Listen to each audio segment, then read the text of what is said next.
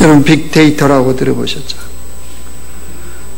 여러 가지 정보들을 분석해서 또 그것을 가지고 계획을 세우고 또 준비하는 빅데이터가 요즘 여러 곳곳에 쓰임을 받고 있습니다. 기업들은 빅데이터가 없으면 준비하는 것도 불가능할 정도로 이렇게 빅데이터를 잘 활용하고 있습니다.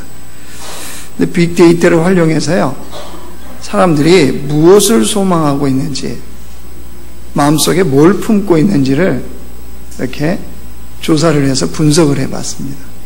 그래서 난 뭐뭐 하고 싶다, 이런 소원을 사람들이 어떻게 갖고 있나, 인터넷 바다에서 사람들의 마음들이 표출되고 또 마음들이 나타나는 것을 다 정보를 수집을 했습니다. 그랬더니 난 결혼하고 싶다, 난 성공을 하고 싶다, 이런 마음의 소원들을 사람들이 갖고 있는 걸 알았습니다.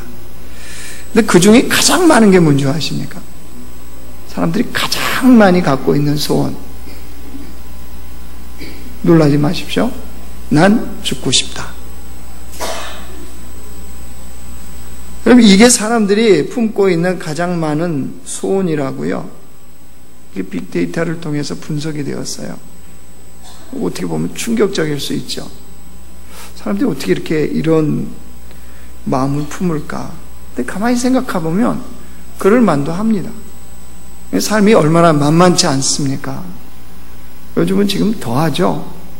북한에다가 경제에다가 이런저런 문제가 우리의 삶을 참 쉽지 않게 만듭니다. 그리고 또 살다 보면 죽을 만큼 힘들 때가 있잖아요. 없나요? 대답 안 하셔도 돼. 다 알아요, 서로. 그래서 어떤 분이 자기는 마음에 이런 희망을 늘 품고 살아간대요. 사업을 하다가 경제가 어려우니까 아마 택시 운전을 잠깐 하려고 했던가 봅니다. 근데 그게 지금까지 자기의 직업으로 하고 있다라고 하는 한 분이 라디오를 통해서 사연을 보낸 걸 들었어요. 이분은 자기 마음속에 품은 이 희망이 뭐냐면요, 늘 이 단어를 외친답니다. 세옹지마. 그러니까 어떤 일이 있을 때마다 세옹지마, 이걸 늘 마음속에 생각한다는 거예요. 그래서 세옹지마 아시잖아요. 그 스토리 다 빼고 그 일이 복이 될지 화가 될지 모른다, 이런 뜻 아니에요. 그래서 라디오 택시를 운전할 때마다 이 생각을 늘 한다는 거예요. 왜냐하면 택시 손님 중에 별의별 손님 다 있을 거 아니에요. 이런 손님 저런 손님. 그래서 마음이 어려울 때마다 세옹지마, 이렇게 생각한다는 거예요. 어느 날이었습니다. 아침에 한 손님이 택시에 탔습니다. 술이 잔뜩 취하신 분이었어요. 밤새도록 술을 드신 분이죠. 택시에 타서 손님 어디로 갈까요? 그랬더니 그 손님이 그러합니다. 그냥 쭉 갑시다. 아니 어디로 갈까요? 아니 그냥 쭉 가자고요. 이 쉽지 않는 손님이 지금 탄 겁니다. 그래서 목적지를 겨우 이제 물어봤다는 거예요. 그래서 어디까지 가자 그래서 그걸 알고 이제 갔습니다. 가는데 중간에 백밀러로 보는데 손님이 없어졌어요. 귀신이 탄 게 아니고 술 취해가지고 시트에 그냥 타자마자 쓰러져 잔 겁니다. 목적지에 도착했는데 깨워도 일어나야죠. 그래서 마음이 막 상하지만 세옹지마 이러면서 마음을 다스리는 거예요. 그리고 이 겨울에 손님 깨라고요, 창문을 다 내렸대요. 내리고 기다리는 거예요. 깨도록. 그러다 겨우겨우 깼어요. 그래서 이제 내릴 때 뭘 줘야 돼요? 택시비 내야 되잖아요.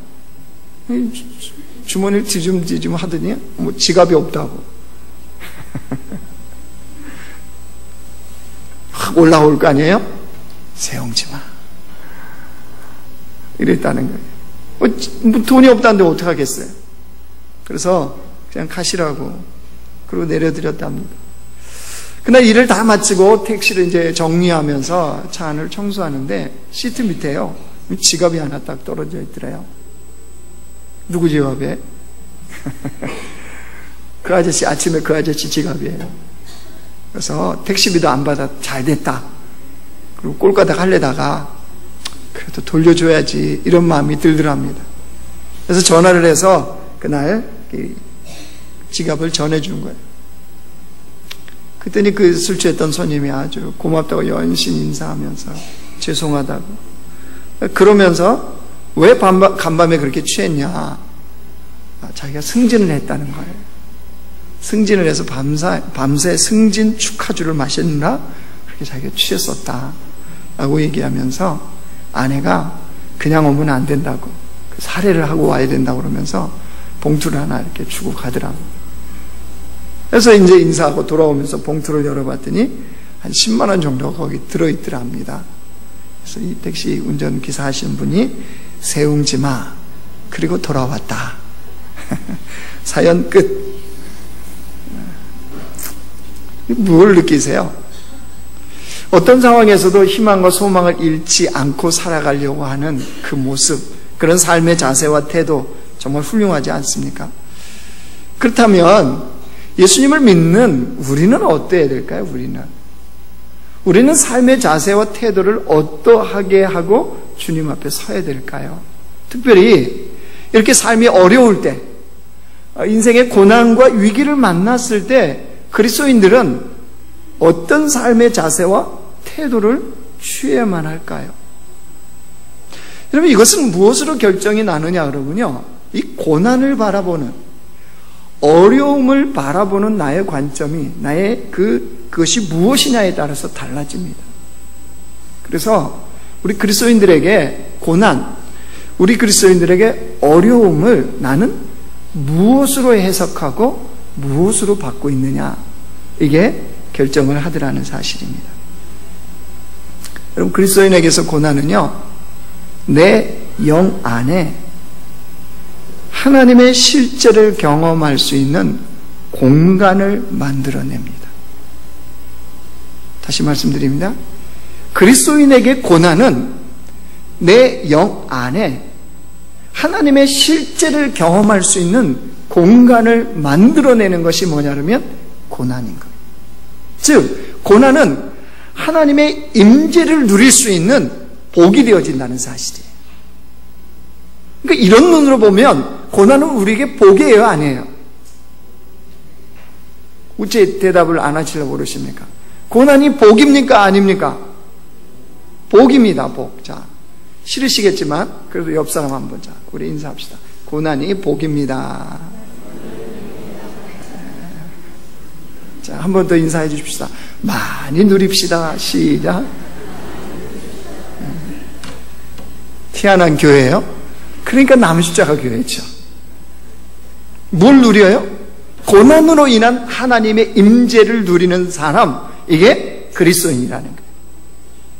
여러분, 오늘 본문은 야곱의 딸 디나 때문에 벌어진 이 사건입니다. 그 디나 때문에 야곱의 인생에 폭풍이 몰려왔어요. 위기를 지금 경험하고 있는 겁니다. 하나님께서 오늘 야곱의 인생에 벌어진 이 사건을 어떻게 풀어가시는지를 보고 우리 삶에 우리가 적용하고 나가길 원합니다. 근데 야곱에 닥친 이 인생의 위기요, 폭풍이요, 표면적으로 보면요, 딸 디나가 그 추장 세겜에게 추행당한 것 때문에 일어난 것처럼 보입니다. 표면적으로 보면 거기에 분노했던 야곱의 두 아들인 시므온과 레이가 칼을 들고 그 족속을 다 멸하는 것, 이것 때문에 일어난 것처럼 보입니다. 그런데요, 가만히 뿌리를 찾아가면 야곱 때문에 일어난 사건입니다. 딸 디나도 아니고요, 두 아들의 칼의 보복 사건도 아닙니다. 자, 1절 말씀 보세요. 1절 우리 같이 읽어요. 시작. 하나님이 야곱에게 이르시되 일어나 베델로 올라가서 거기 거주하며 내가 내 형 에서의 낯을 피하여 도망하던 때에 내게 나타났던 하나님께 거기서 제단을 쌓으라 하신지라. 하나님이 야곱에게 어디로 올라가래요? 베델로 올라가라고 그러죠. 베델로. 왜 베델로 올라가라고 그러셨겠습니까? 지금 야곱이 머물고 있는 자리가 야곱이 있어야 될 자리가 아니라는 거죠. 야곱이 살아야 될 자리가 아니기 때문에 하나님이 일어나 베델로 올라가라 이 말씀을 하신 겁니다. 이거는 우리가 생각해 보면 알아요. 야곱이 삼촌 라반 집에서 20년을 있잖아요. 그리고 이제 가족과 가축을 데리고 고향 땅으로 돌아갑니다. 돌아가는데 중간에 누가 딱 걸립니까? 형 에사가 걸리죠. 칼잡이 400명 데리고 마중 나오고 있다는 이 사건 있지 않습니까? 그것도 하나님의 은혜로 야곱이 잘 넘겼어요. 넘기고 난 다음에 야곱의 발걸음이 멈춘 게 있어요. 어디에서 멈춰버리냐? 여러분 창세기 33장 가봐요.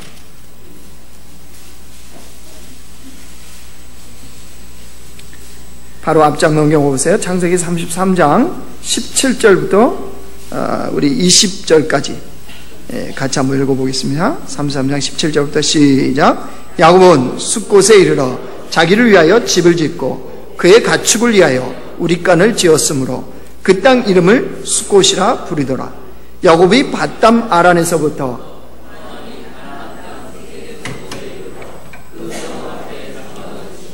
그가 장막을 친 밭을 세겜의 아버지 하몰의 아들들의 손에서 벳크시다에 샀으며 거기에 제단을 쌓고 그 이름을 엘로헤이 이스라엘이라 불렀더라.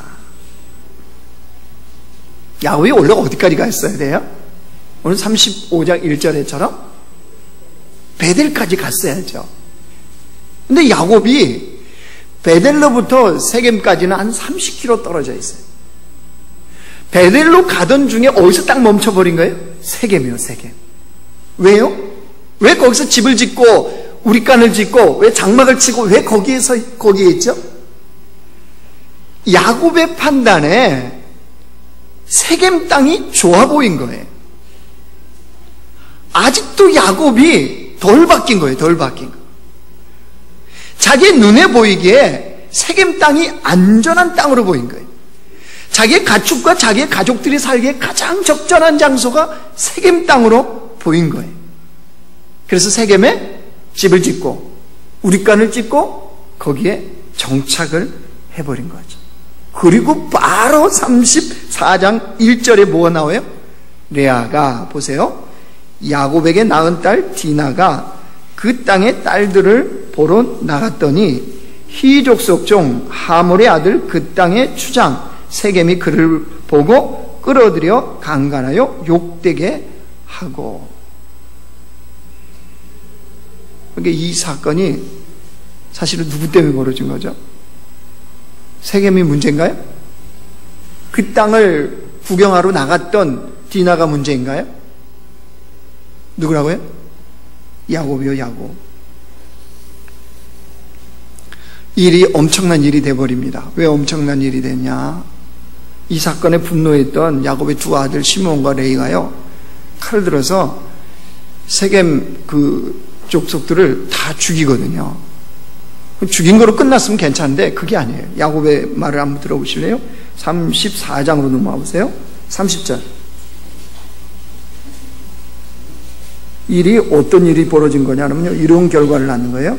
창세기 34장 30절 시작. 야곱이 시몬과 레이에게 이르되 너희가 내게 화를 끼쳐 나로 하여금 이 땅의 주민 곧 가나안 족속과 브리스 족속에게 악취를 내게 하였도다. 나는 수가 적은즉 그들이 모여 나를 치고 나를 죽이리니 그러면 나와 내 집이 멸망하리라. 무슨 일이 벌어진다는 거예요? 그 세겜 지역에 있는 다른 족속들이 어떻게 한다고요? 군대를 끌고 칼을 들고 야곱과 그 가족을 몰살시키기 위해서 이제 몰려올 거라는 거예요. 이거는 어느 누구나 상식적으로 생각할 수 있는 일이 돼버린 거예요. 그러니까 지금 어떤 처지에 이르게 됐냐 그러면 야곱과 야곱의 가족이 몰살당할 수 있는 그 처지에 놓인 거예요. 시간 문제예요, 시간 문제. 이건 안 벌어질 일이 아니고요, 마땅히 벌어질 일로 만들어버린 거예요. 누구 때문이라고요? 예? 누구 때문이에요? 우리 여자분들만 한번 얘기해봐요. 누구 때문이에요? 뭐예요? 여자 아무도 없어요 여기? 누구 때문이에요? 야곱이에요. 야곱. 야곱의 결정이 이렇게 만든 거예요. 그래서 결정권을 가지고 있는 리더들은요, 항상 결정을 잘해야 돼요. 그 결정이 공동체를 위기에 빠지게 할 수도 있다는 사실이에요. 그래서 나라와 민족과 열방의 소망이 되시는 남자분들이 잘하셔야 돼요. 남자분. 할렐루야. 남자분들, 남자가 잘해야 돼요. 맞죠? 우리는 나라와 민족과 열방의 소망이잖아요. 그렇죠? 남자가 잘해야 교회가 잘 되고, 남자가 잘해야 나라 민족이 잘 돼요. 북한도 보세요. 누가 못하고 있는 거죠?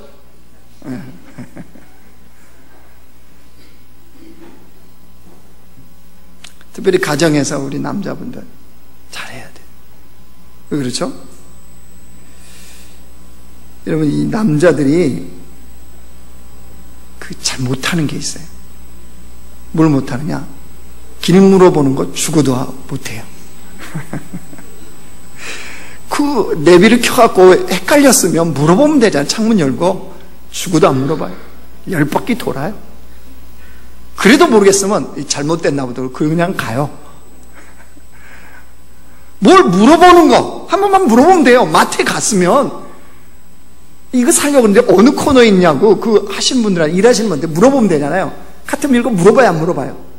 안 물어봐요. 여기 따라와. 내가 알고 있어. 알아요? 몰라요? 없어. 전날 상품을 바꿔놨어요. 그래도 안 물어봐요. 이 남자에게 있는 알량한 자존심. 남자분들, 이 알량한 자존심이 위기를 만들 수 있다는 거 늘 생각하세요.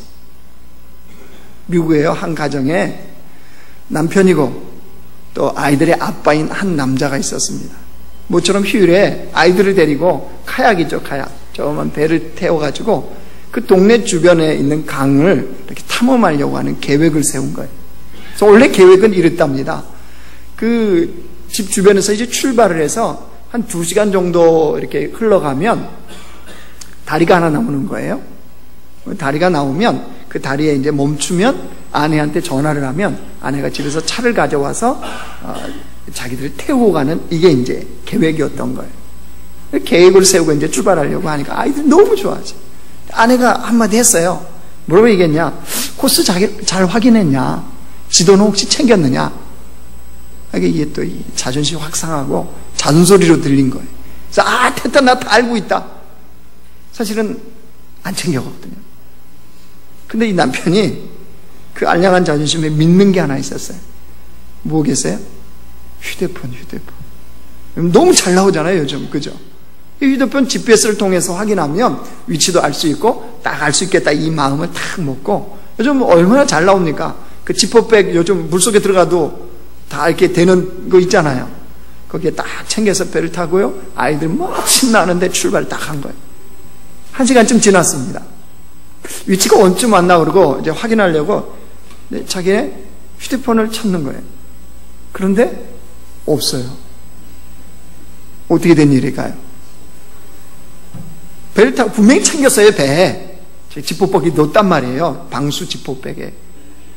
그리고 왔는데 중간에 급류가 잠깐 있었거든요. 그때 뭔가 흘러나간 듯한 느낌이 들었는데 휴대폰이 강속으로 빠져버린 거예요. 그걸 모르고 온 거죠. 이제 대략 난감한 삶, 이게 시작된 거예요. 그리고 2시간이 지났어요. 이제 예정되었던 다리가 나와야 되는데 다리가 안 나오는 거예요. 해가 져가기 시작합니다. 어둠이 밀려오기 시작해요. 남자는 묵묵하게 배를 조종하고 있습니다. 왜요? 왜 묵묵하게 조종하고 있을까요? 아무런 대책이 없거든요. 아이들은 난리치죠. 아이들은 한계가 왔어요. 힘들고 지치자, 몸이 아프다, 막 애들이 그 배 안에 가만히 있겠습니까? 그것도 2시간이 지났으니 드디어 3시간이 지났습니다. 강 옆에 지나가는데 저기 집 한 채와 그 강에 바로 맞닿아서 마당이 있는 집이 딱 보이더래요. 남자가 됐다 됐지 살려주세요 라고 크게 외쳐요. 뭐 생각하는 순간 뭐가 딱 올라와요? 알량한 자존심. 그래서 외칠까 말까 외칠까 말까 배는 쑥쑥쑥 지나가 버렸어요. 못 외쳤어요. 드디어 4시간째 4시간째 되니까 다리가 하나 나타나더랍니다. 그래서 배를 뚜게 대고 내리는 거예요. 내리면 되는 게 아니라 지나가는 차를 잡아서 이제 휴대폰을 빌려서 아내한테 전화를 해야 되잖아요. 그러면 이제 그 4시간쯤 됐으면 자존심이 모이고 다 이제 버렸을 것 같잖아요. 배를 딱 대고 자기가 내리는 게 아니라 자기는 이거 못하니까 누구요? 아들을 딱 꺼내놓더랍니다. 그리고 아들이 차를 잡아서 아들이 핸드폰을 빌려오니까 자기가 그때 전화를 한 거예요. 이걸 보면서 남자라는 이 존재들, 도와달라고 외치기를 죽기보다 싫어하는 쓸데없는 자존심을 부리는 자신의 실상을 낱낱이 보게 됐다는 거예요. 여러분, 그 자존심이 가족을 위기에 몰아넣을 수 있다는 거예요. 그런데 그게 누구예요? 지금 말한 이 모습이 누구예요? 남자분들만 얘기해 보세요. 누구예요? 아내죠, 아내. 그죠?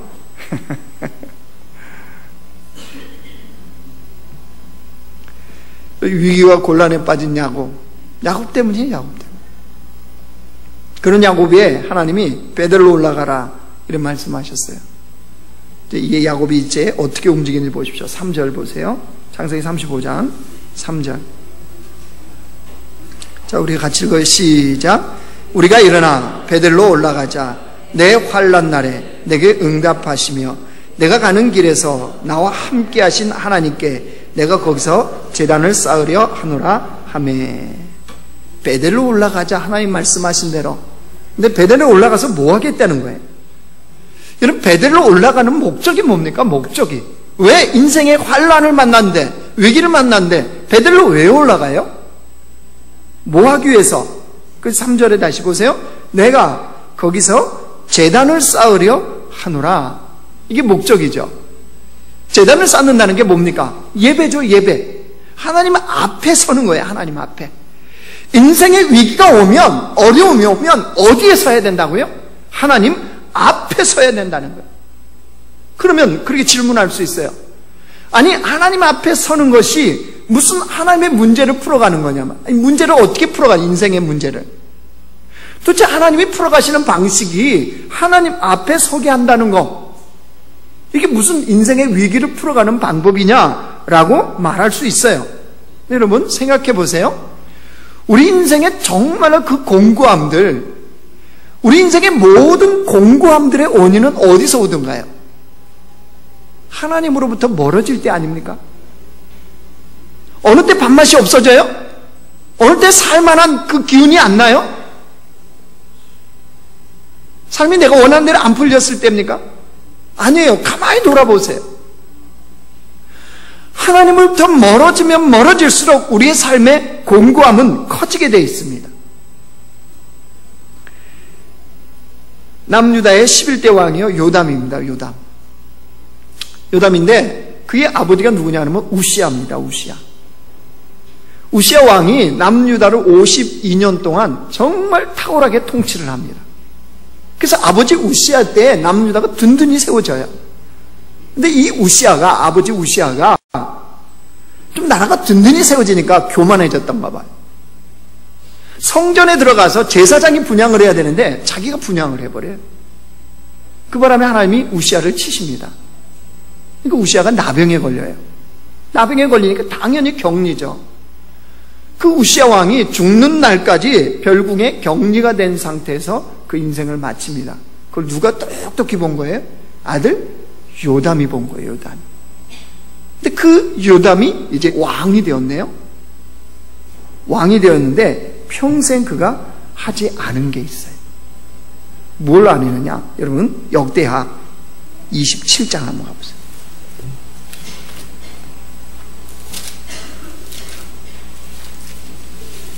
역대하 27장 691쪽입니다. 구약성경 691쪽 역대하 27장 1절부터 2절까지.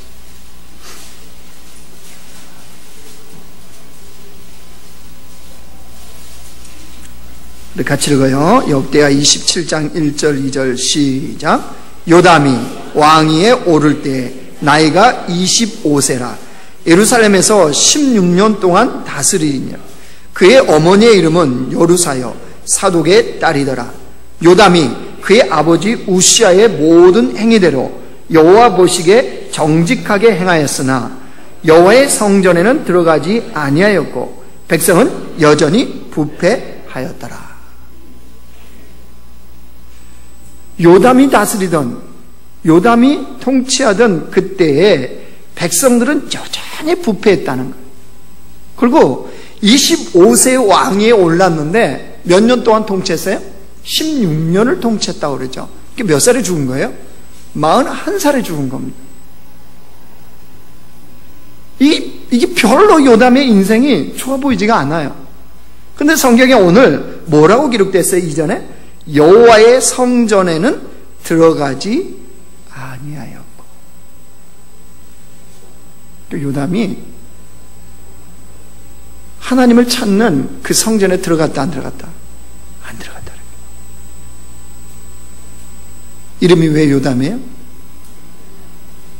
우리는 참 언어 플레이를 잘해요. 이렇게 담을 세웠다는 거예요. 그래서 요담이에요. 왜 요나라고요? 요게 나다 그래서 요나.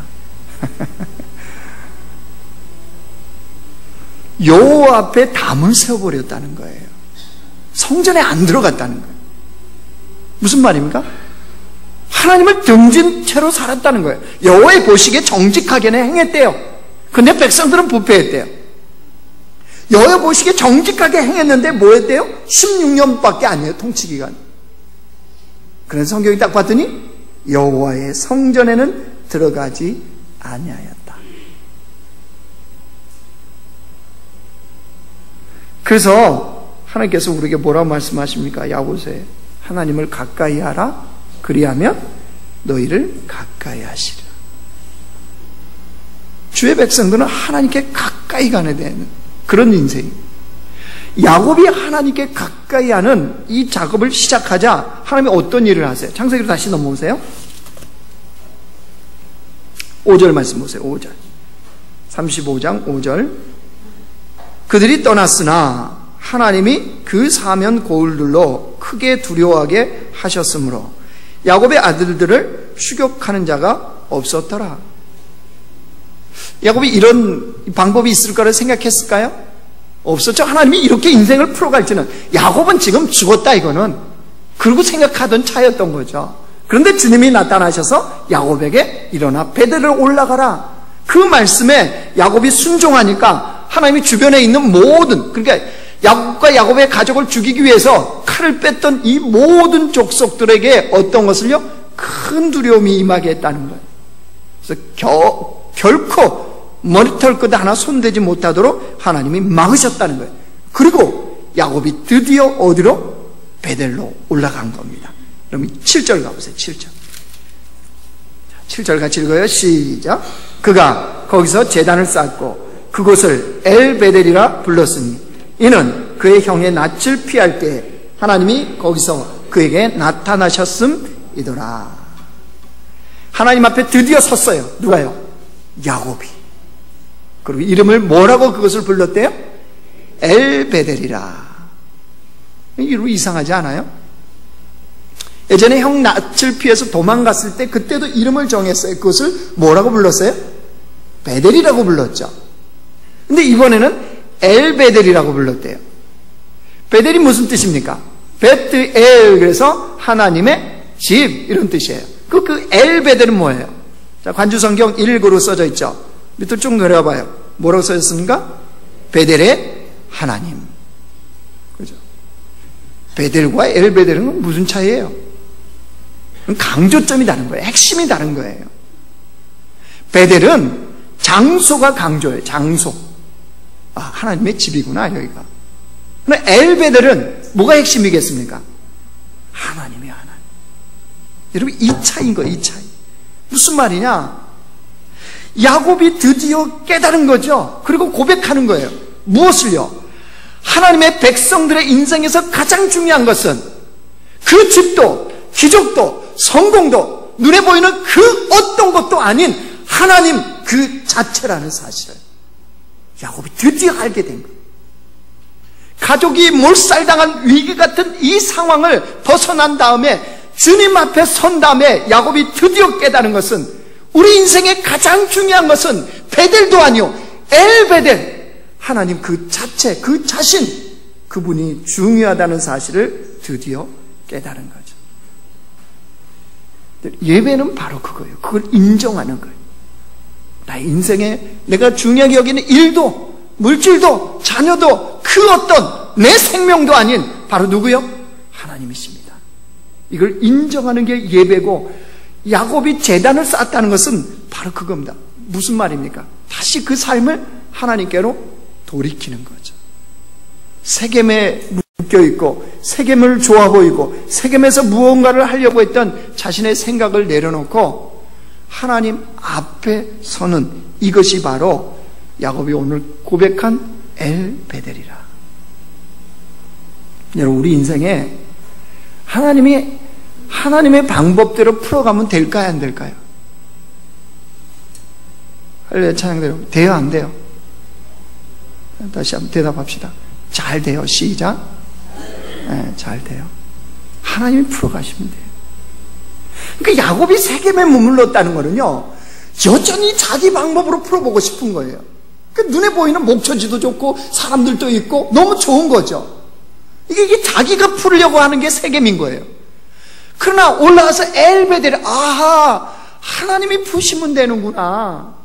하나님이 풀어주셔야 되구나. 내 인생의 정답은 양떼도 아니고 소떼도 아니고 그 땅도 아니고 하나님이시구나, 하나님. 이거를 야곱이 드디어 깨닫고 엘베델이라 이렇게 불렀단 말이에요. 여러분, 코리텐붐 여사 아시죠? 그 독일 강제 수용소에서 예수님의 증인으로 살았던 그 대표적인 그 책을 써가지고 다 알려졌잖아요. 근데 그 코리텐붐이 우리가 알려진 책을 쓰기 전에 쓴 다른 책이 있습니다. 그 책이 있는데 제목이 뭐냐 그러면 주님을 위한 도보여행이라는 이런 책인데요. 이게 무슨 내용이냐면 거기에 한 내용이 이런 게 소개가 돼 있어요. 그 옛날 구소련 시대에, 지금 러시아라고 그러잖아요. 구소련 시대에 그 소련에를 갔는데 기독교를 굉장하게 핍박하고 기독교인들은 이게 잡아 죽이는 그런 상황이었어요. 마치 북한 상황인 거죠. 그때 이 코리텐붐이 러시아, 구소련을 간 거예요. 거기에 가서 한 여성을 만나요. 여성을 만났는데 이 러시아 여성을요. 이 여성은 이 다발성 경화증이라는 병을 앓고 있는데요. 이게 몸이 뻣뻣하게 굳어가는 거예요. 그래가지고 마치 이 석고상처럼 다 온몸이 다 굳어 있는 거예요. 그래서 그 남편이 먹이고 배변 이런 것도 다 남편이 해주는 거예요. 남편이 없으면 삶 자체를 살아갈 수 없는 한 여성. 얼마나 마음에 측은감이 들었겠어요. 근데 이 여성이요, 유일하게 움직이는 게 딱 하나 있었어요. 오른손 이 집게 손가락. 요거 하나만 움직이다. 아무것도 못 움직여. 그런데 그 움직이는 오른손 집게 손가락 하나로 놀라운 일을 해내고 있더래요. 그 뭐냐 그러면 이 집게 손가락 하나로요, 타자기 자판을 치는 거예요. 타자기 자판. 독수리 타법 치시는 분들 알잖아요. 그리고 자판을 치면서 뭘 하느냐 그러면 성경하고 기독교 서적을 러시아어로 번역을 하는 거, 번역. 그 작업을 이 여성이 하더라는 거예요. 그걸 코리텐붐 여사가 보니까 마음속에 막 깊은 연민이 몰려오면서 하나님 앞에 탄식 같은 소리가 나오더라고요. 하나님, 저 불쌍한 여인을 왜 안 고치십니까? 좀 고쳐주시지. 왜 하나님 그렇게 두십니까? 라는 탄식 같은 기도가 그냥 절로 나오더래요. 근데 그걸 가만히 듣고 있던 그 여자의 남편이잖아요, 남편이 그러더라는 거예요. 고린도 본문 여사한테. 아내가 아픈 데는 하나님의 특별한 목적이 있는 것 같습니다. 무슨 목적이냐고 그랬더니, 여러분, 이 냉전시대 구소련, 이 복음에 대해서 기독교에서 핍박하던 그 시절이었으니까 그 동네, 그 지역에 사는 모든 그리스도인들이 무슨 대상이었겠어요? 비밀 경찰의 감시 대상이었던 거죠. 그래서 걸리면 바로 죽이는 거예요. 그러니까 그리스도인들이 그리스도인의 그 삶을 사는 거는 도저히 불가능한 거죠. 그런데 자기 집만큼은 유일하게 비밀 경찰들의 감시 대상이 안 되는 거예요. 왜요? 자기 아내가 오랫동안 중병에 걸려 있다는 것은 다 아는 사실이거든요. 그 관심의 대상도 아니고 감시의 대상도 되지 않았던 거죠. 그 덕분에, 그 남편의 말이에요. 그 덕분에 이 지역에서 번역할 수 있는 유일한 사람이 자기의 아내였다고. 이 이야기를 고린도 본문 여사가 딱 듣고 나서요, 깨달은 게 뭐냐면, 하나님의 놀라운 게, 주님이 풀어가시는 방식은 이렇게 우리가 생각하지 못하는 방법으로 풀어가시는구나. 어쩌면 가장 연약한 이 여성을 하나님 나라의 가장 강한 사람으로 주님은 쓰시는구나. 이걸 깨달았더라고요. 무슨 말입니까? 하나님이 풀어가시는 방법이 항상 옳아요. 때로는 인생을 어려움 속에 날 집어넣으신 것 같지만, 그때 주님이 풀어간다면, 주님의 방식이라면, 주님이 그렇게 이끄셨다면 그게 가장 옳은 거예요. 나는 싫은데, 나는 벗어나고 싶은데, 나는 아니었으면 좋겠다고 생각하는 그때라 할지라도 우리가 봐야 되는 것은 이것이 하나님이 지금 풀어가는 방식이냐, 하나님의 손길이 있느냐, 이렇다면 그게 가장 옳은 거예요. 그래서 우리 인생에서 중요한 건 뭐라고요? 주님이 정답인 것을 깨닫는 사람들은 하나님께 가까이 가는 작업을 하는 거예요. 고난이 와도 가까이 가고 인생의 문제가 풀려도 가까이. 어떻게 하면 여호와를 내가 가까이 할 수 있을까? 이게 고민인 거예요. 이게 고난 속에서 여호와를 가까이 할 수 있다면 고난이 끝까지 있어야죠. 맞아요? 우리의 신앙이 견고해질 수 있고 우리의 영혼이 맑아질 수 있다면 그 고난은 끝까지 있는 것이 우리에게 복이 아니겠습니까? 내가 그것을 벗어나서 좀 평안하고 쉬운 형편에 처해진 것이 내가 여호와께 가까이 갈 수 있다면, 여러분 그것도 역시 주님 앞에 가까이 가는 방법에는 얼마든지 우리에게 오케이가 되는 거죠. 그러니까 우리의 관심이 어디에 있어야 돼요? 야곱은 베델이에요. 베델. 이 베델. 그런데 뭘로 바뀌었어요? 엘베델로 바뀐 것처럼 우리의 관심과 우리의 초점과 우리의 마음이 어찌하면 하나님께 더 가까이 갈 수 있을까? 어떻게 하면 내 인생에 하나님이 더 선명하게 보일까? 할렐루야 찬양대를 하는 것이 주님을 선명하게 볼 수 있는 신앙생활이라면 죽을 때까지 하셔야죠. 아멘? 뭐예요? 뭐 입만 꼬뻑꼬뻑 하세요? 왜? 내가 찬양대에서 인생을 마치리라. 이런 위대한 인물이 나와야죠. 할렐루야? 맞아요, 맞아. 내가 그 남편과 사는 게, 그 아내와 사는 게, 그렇게 속 썩이는 자식과 사는 것이 하나님을 더 선명하게 볼 수 있다면 그 삶을 기꺼이 감사하면서 살아갈 수 있어야죠. 이게 그리스도인이니까요. 왜요? 우리 인생의 정답은 하나님께 있으니까요. 사랑하는 성도 여러분, 우리 자신을 살핍시다. 나는 지금 어디에 서 있습니까? 나의 발걸음은 어디를 향하고 있습니까? 하나님이 영원한 진리이심을 믿는다면 우리의 발걸음이, 우리의 마음이, 우리의 인생이 하나님을 향해야 되지 않습니까? 베델에 만족하는 자들이 아니라 엘베델에 만족해하는 백성들이 되어야 되지 않습니까? 엘베델로 나가는 자들이 되어야 되지 않습니까? 우리의 삶을 하나님께로 돌이킵시다. 우리의 삶을 진리의 말씀으로 돌이킵시다. 거기에서 주님이 풀어가시는 방식을 경험하고 인생의 정답은 하나님께 있다라고 고백할 수 있는 그런 그리스도인들이 되시길 주의 이름으로 축원합니다.